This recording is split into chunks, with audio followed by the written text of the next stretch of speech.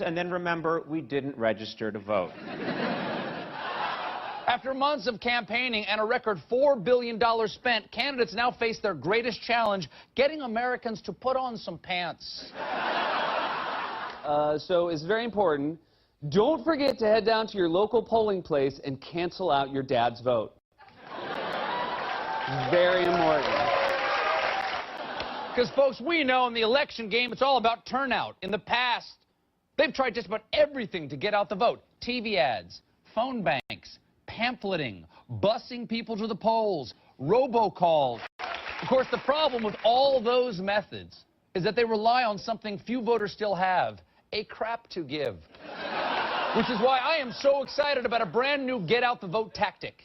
Vote or else. Some voters are being shamed into casting their votes. They received a letter telling them whether 11 of their friends and acquaintances had voted in the last 3 elections. A political group is trying to shame people into voting. Some consider it a way to shame people to the polls. A flyer of shame. Yes, a flyer of shame. And this time, it is not someone stuck in coach on United. It's very exciting. Already a very big election controversy. Several voting machines in North Carolina had to be removed because they were switching votes from one party to another. Or as they call it in Florida, working perfectly. Yeah. If you're still undecided, the good news is that there are plenty of dignified campaign ads to help you make a decision. These are all real.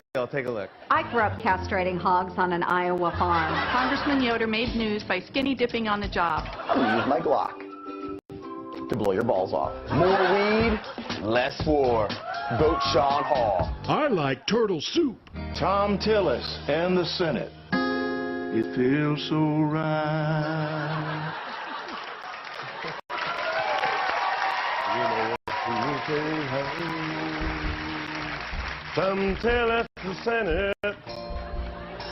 You know it feels so right. All across the country, voters are getting flyers like this one in Missouri, a so-called voter report card assigning letter grades for their and their neighbors' voting attendance by name.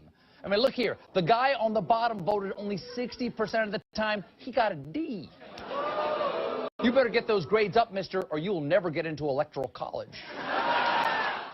This is pretty interesting. A new poll found that Democrats and Republicans also tend to disagree on restaurants, which was interesting to me. For example, Democrats tend to like Olive Garden, while Republicans prefer restaurants.